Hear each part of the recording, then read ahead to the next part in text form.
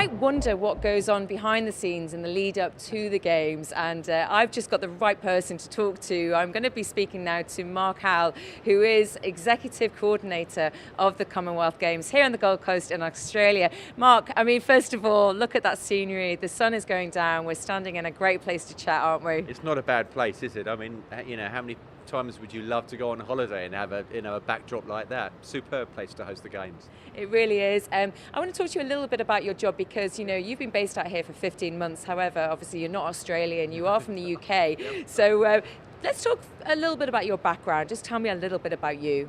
Oh, well, really, sport and music are my background. I spent a long time in the music industry, and then, so between Winter Games and Summer Games, I've done 7 of those now, Olympic Games, Commonwealth Games, Tour de France, round the world yacht races. So I've been absolutely so lucky to have a job that's involved me with my passion, which is sport. So coordinating an event like this, just how much has it changed over the years?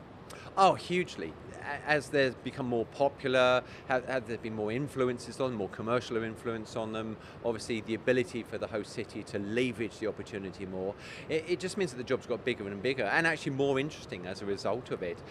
What was it like when the Gold Coast found out that they'd won the bid? Oh, I think they were euphoric. I mean, it was fantastic. This is the 6th largest city in Australia. And it's the first regional city in Australia to have hosted the Games. A city of 600,000 people has got its moment to shine. You look at the history that it has with British sport.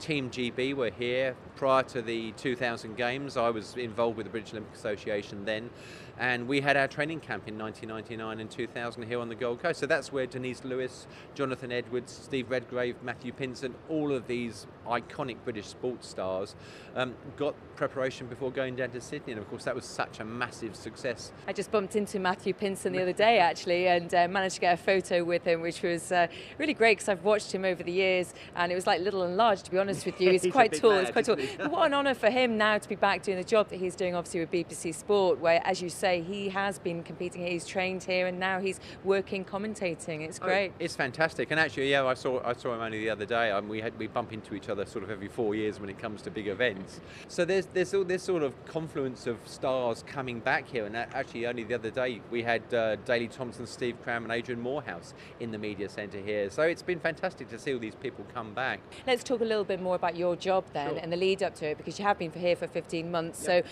the job, I guess, really came into play a couple of weeks ago. What was that like in the build up? Yeah, so we've been preparing while a Games is fantastic, the sport takes care of itself. You'll have amazing performances in the pool, on the track. The velodrome just last night had just incredible competition.